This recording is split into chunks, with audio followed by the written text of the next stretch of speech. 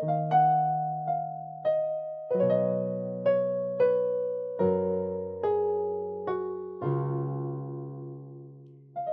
you know, the Bible calls us to be wise. The Bible calls us to be wise. So foolishness will cause us to get lost. Foolishness will take us away from the Father. Foolishness will take us away from home. And that's why the Bible is so categorical to call us to be wise. Be wise. Don't act thoughtlessly, but understand what the Lord wants you to do. Don't act thoughtlessly. That is the sheep. That is the sheep. Anatembea tu hivi, afikiria hata ako wapi, angalia hata shepherd ako wapi, angalia even where the other flock, where the other sheep are. Ako tu thoughtlessly. Don't act thoughtlessly, but understand what the Lord wants you to do. That is the first thing. The second thing we looked at is the lack of knowledge of lostness. The coin is not aware that it's lost. The Pharisees are not aware that they are lost. Yes. They are standing at a place of righteousness. They are not aware that they are lost. The elder son is not aware that he is lost. And the third thing we looked at was outright rebellion. People who just reject the Lord. They reject the Father, just like the younger son. So let's read Luke chapter 15. I'll try rush through very fast. Luke chapter 15. Today we are in verse 11. To illustrate the point further, Jesus told them this story. A man had two sons. A man had two sons. So what are we looking at? We are looking at the characteristics of this man, and we are looking at the characteristics of these two sons. They are both important. If they were not important, Jesus would not have mentioned them. Every word is important. Every word of Jesus is important. So he says, a man had two sons. The younger son told his father, I want my share of your estate now before you die. So his father agreed to divide his wealth between his sons. And a few days later, his younger son packed all his belongings and moved to a distant land. And there he wasted all his money in wild living. About the time his money ran out, a great famine swept over the land, and he began to starve. He persuaded a local farmer to hire him, and the man sent him into the fields to feed the pigs. Take note of the pigs. This is a Jew. The young man became so hungry that even the pods he was feeding the pigs looked good to him. But no one gave him anything. 17 says, when he finally came to his senses, he said to himself, at home even the hired servants have food enough to spare, and here I am dying of hunger. I will go home to my father and say, Father, I have sinned against both heaven and you, and I am no longer worthy of being called your son. Please take me on as a hired servant. So he returned home to his father, and while he was still away, a long way off, his father saw him coming. Filled with love and compassion, he ran to his son, embraced him, and kissed him. His son said to him, Father, I have sinned against both heaven and you, and I am no longer worthy of being called your son. But his father said to the servants, quick, bring the finest robe in the house and put it on him. Get a ring for his finger and sandals for his feet. And kill the calf that we have been fattening. So there was a calf there, which has, imekuwa tukipewa chakula inone. We must celebrate with a feast. For this son of mine was dead and has now returned to life. He was lost, but now he is found. So the party began. 25 says, meanwhile, the older son was in the fields working. When he returned home, he heard music and dancing in the house. And he asked one of the servants, He asked one of the servants, what was going on? Your brother is back, he was told, and your father has killed the fattened calf. The older brother was aware there is a calf, inapewa tu chakula, inone, ingoje celebration. That was part of their tradition. Yeah. So they never used to have meat every other day, like us. Your brother is back, he was told, and your father has killed the fattened calf. We are celebrating because of his safe return. The older brother was angry and wouldn't go in. His father came out and begged him, but he replied, all these years I have slaved for you. It's important that we take note of that sentence, that word, that reply. All these years I have slaved for you and never once refused to do a single thing you told me to. And in all that time, you never gave me one young goat for a feast with my friends. Yet when this son of yours comes back after squandering your money on prostitutes, you celebrate by killing the fattened calf. His father said to him, "Look, dear son, you have always stayed by me, and everything I have is yours. We have to celebrate this happy day, for your brother was dead and has come back to life. He was lost, but now he is found." Such a beautiful story. Such a beautiful story there, a beautiful parable. We should remember that parables were so familiar to the people that were being told. They would understand when Jesus would say, the sheep left. The sheep was lost because they were farmers. They would understand when Jesus said a coin was lost because they were using those coins. They were using those coins. And in this sense, they were understanding what was happening, what was Jesus saying about this parable. And a little bit of the background. We need to understand the background of this story so that we can understand exactly what Jesus was saying. You see, the context of the parable then is different from ours now. So for us to understand what the story meant then, we need to go back to that context. We need to go back to that time and understand what was happening. And there are a number of things that we will take note of as we go through this very fast. And the first one is the shocking request for inheritance. The shocking request for inheritance. So the younger son asks his father for his portion. Now, according to the Jewish culture back then, inheritance was divided like this. The firstborn was getting 2/3 of the property, and then the other sons were getting the remaining 1/3. Yeah, so the firstborn was getting 2/3 of the property. So if the father had 2 sons, it means the firstborn was getting 2/3 of his property. The younger son was getting 1/3. Are you thinking about that?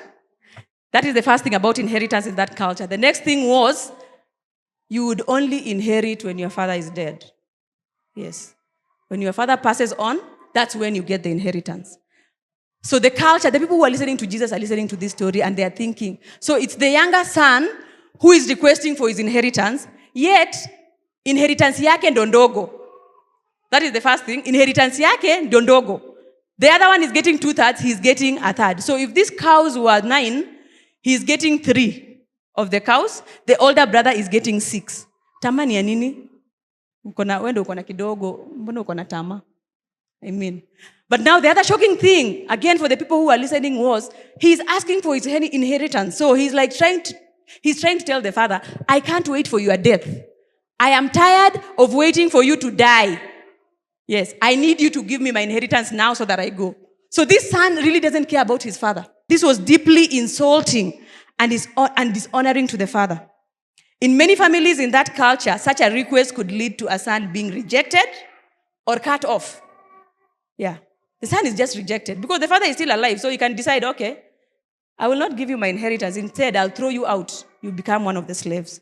But we are getting the second shocker. The second shocker is the father actually agreed to give him his inheritance. That is the second shocker. So the people who are listening, they are listening to Jesus are wondering, so the first one was so bad for him to ask for inheritance. But now he gives out his inheritance again. So you can be sure those men and women are keen now to listen at what Jesus is saying. What is he saying? They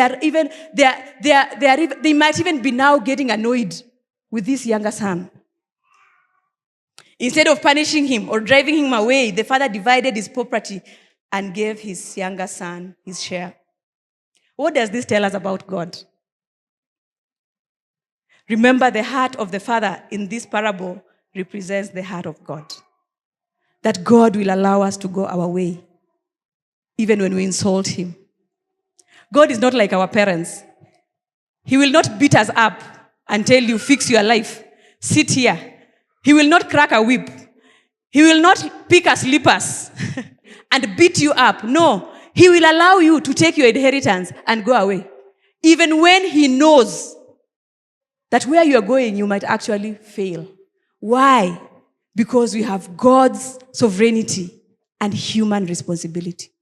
You have a responsibility to play. You have a responsibility over your life, over your discipleship, over your salvation. That's why he will allow you to go your way. He has a free will.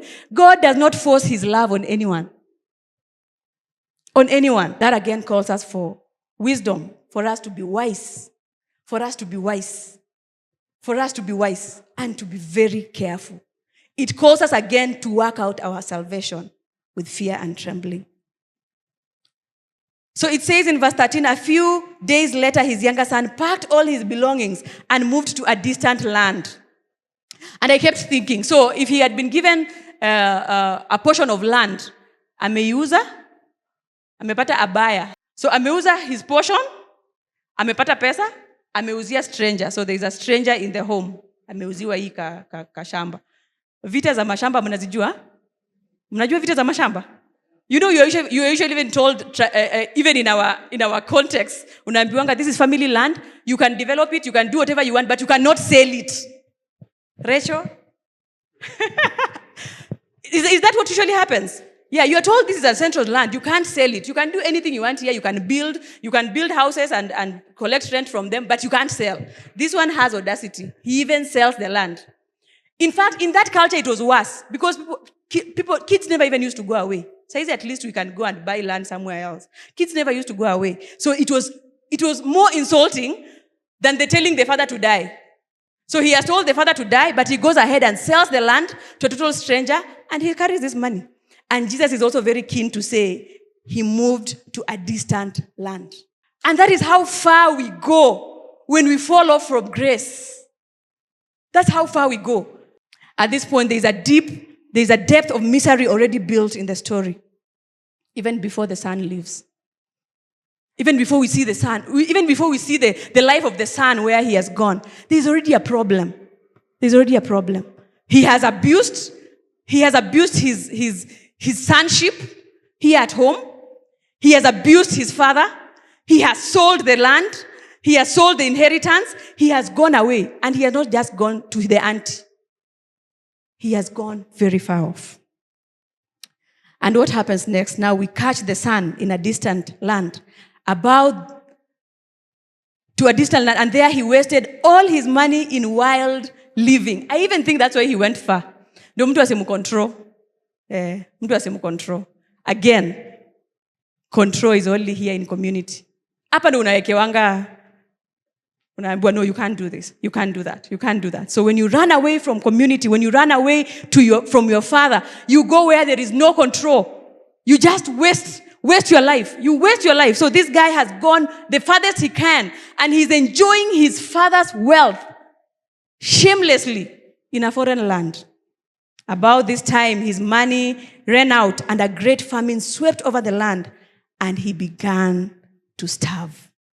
So the first thing that happens there is that his money runs out. But you know, this boy is foolish. He never knew his money would run out. Otherwise, angekuwa ameinvest, ama angeenda na hiyo pesa ya ameuza, anunue kashamba kengine na ajenge. You know, that would be wisdom. But the people who are lost are foolish. That's what I began saying. So, ana hii akili ati he can invest or do something like that. He has wasted the whole amount of money. And now the money has run out. And he doesn't know what to do. And on top of that, there is a natural calamity that has come over his life. There is famine in the land. In our lostness, there are things we can control. There are others we can't control. Like this guy had no control over the famine that was coming over him. This famine that swept the land. He had no control over that. He just found himself there. He just found himself there. And some of us might have found ourselves in a spiritual famine. A spiritual famine. Umekuwa tu, all of a sudden you don't know whether you are still Christian or not. You are no longer praying. You are no longer doing what you used to do. You are no longer committing your life to Christ. You are just living every day. It's just every day rolling, every other day going the way it's supposed to.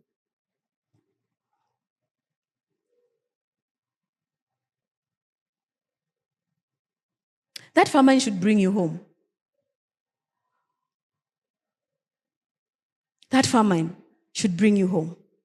If that's what you're feeling currently in your spiritual life, in your Christian walk with God, come back to the Father. Come back to Him. Stop trying to think that you can look inward. That you can look inward. You can do affirmations. And revive yourself. No, that is spiritual famine. Please, come back to the Father. Don't ever think that you might even... I don't have a problem with therapy. But you cannot sit in therapy and find yourself. You can't. You can only find yourself by running back to where you belong. So if that is the state of your heart today, unajua siku hizi tunahangaika sana. That's why Daddy was telling us the other time, we have very many influencers. All over, influencers for this, influencers for that, influencers for this. But is life improving? Are we changing? Are we finding some form of sobriety? No. And this influencer is saying something different from what this other influencer is saying. This other influencer is naming it differently from this. It's total confusion. It's total confusion. And famine has swept around many Christians. Many Christians. We find ourselves in a state that we can't define. It is a call for you to come back home, to come back to your Father. I want to skip to verse 17, which is very key for us. Verse 17. It says, when he finally came to his senses. Very instrumental, very instrumental. You see, misery and pain possess a unique power to awaken us. Misery and pain, hardship, they possess a unique power of just waking us up to the reality of what is happening in our lives. So verse 17 says, when he finally came to his senses, he said to himself, at home, even the hired servants have food enough to spare. And let me tell you the truth, this was the first step of repentance. The first step of repentance. This guy, when he was taking his property and running away, he could not reason. He never thought, what am I doing? He was never aware of his reality. But when he came to his senses, he remembered that at home, there are servants there who are eating better food than this, what he's eating with pigs. He has servants there who are being taken care of by the Father, better than what he's experiencing at a distant land. Awareness of reality hits him. And this is the turning point. That's why he says, I will go back. I will go home. 18 says, I will go home to my Father. I will go home to my Father and say to him, Father, I have sinned against both heaven and you. The point of repentance. That is the point of repentance. There is no repentance if one cannot acknowledge that, you know what? I am at a bad place.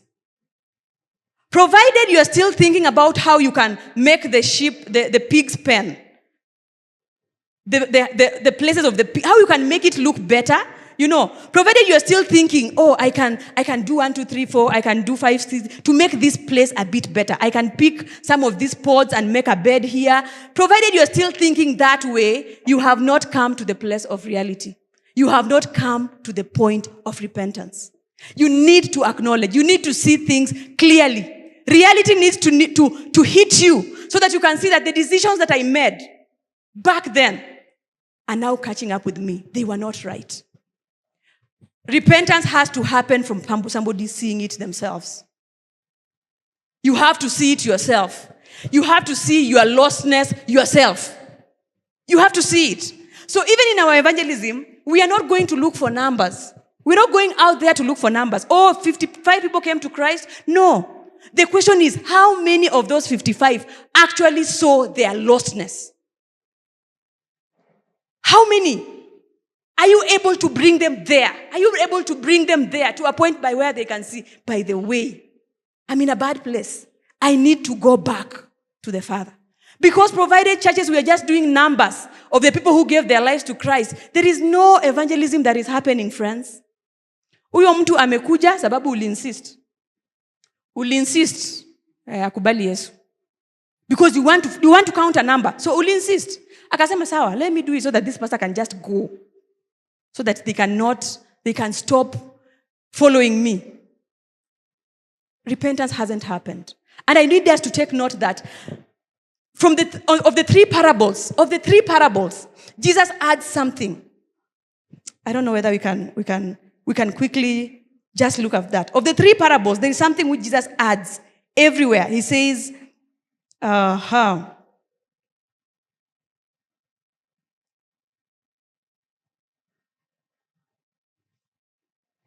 in the first one, he says, in the same way, verse 7, he says, in the same way, there is more joy in heaven over one lost sinner who repents. Who repents? He doesn't say there is joy over one sinner whom we find In the lost coin, he says, in the same way, verse 10, in the same way, there is joy in the presence of God's angels when even one sinner repents. One sinner repents. So it is so important for repentance to happen, both for us in our discipleship and for the people that we are evangelizing to. It is so important that they are able to see. They are able to see their lostness. Both the original sin, the sin of our fathers, of Adam and Eve, at the Garden of Eden, but also the present sin of this world. Because even the present sin of this world is the fact that we have rejected God. In very many ways, we have rejected God. We have turned our faces away from the Lord. So every human being must see that rebellion and then come to a place of repentance. Unless there is that repentance happening, we are missing it in our evangelism and in our discipleship. Even us, we will keep wandering. Once in a while, we will wander away. We will wander away. We will wander away. We will find ourselves lost. We will find ourselves in miseries. Some of the miseries and the pain that we experience is because of what we did, of the decisions we make, of the carelessness that we had in our lives, that they take us away from the Father. And we struggle. And we struggle. And we want to struggle like those, like 𝐒𝐞𝐫𝐢𝐞𝐬. You want to struggle like a 𝐒𝐭𝐫𝐚𝐬. Yeah? Bado mabrother wana struggle squeeze. Gen Z. Gen Z mabrother bado wana struggle. It's not happening. You know, millennials, we used to call people babrade when they don't cry. Those are people who never cry. Wanajikaza tu, wanajikaza. Gen Z nasikia, they don't relate. Unataka kujikaza kama 𝐒𝐭𝐫𝐚𝐬. Unataka kupambana tu na life yako. Napambana. Utapambana paka wapi? You are trying to make the pig's house, the pig's pen, to be a good place for you to stay. Yet you are a Jew. You are trying to look inwards. You're trying to look inwards. You're trying to look at inside yourself. You're trying to talk about your past and to analyze and see the childhood trauma and then the trauma you have experienced at work and the what. You're trying to fix it yourself like a brother, like a 𝐒𝐵𝐺𝐴. It will not work. It will not work. You need to accept that, you know what? I have failed. I have sinned against God. I have rejected the gospel. Because the solution is not in any other thing. The truth is, if you walk to church every Sunday and there is no fruit to show that you are a Christian, you have rejected the gospel. You have done it. There is no prize for people just feeling nice, being smart, wearing your Sunday best, and sitting here and warming the seats and doing nothing about your discipleship. You and the younger son who is telling the father, you would rather die. I'm tired of waiting. I need the property. You are the same. You are lost. And that's why sometimes things don't work. Things don't work. God allows misery to come your ways. He allows it. He allows the pain to come. Because you're so far away from Him. He allows these things so that at least you will be able to come back to your senses. You will be able to come back to yourself and run to the Father.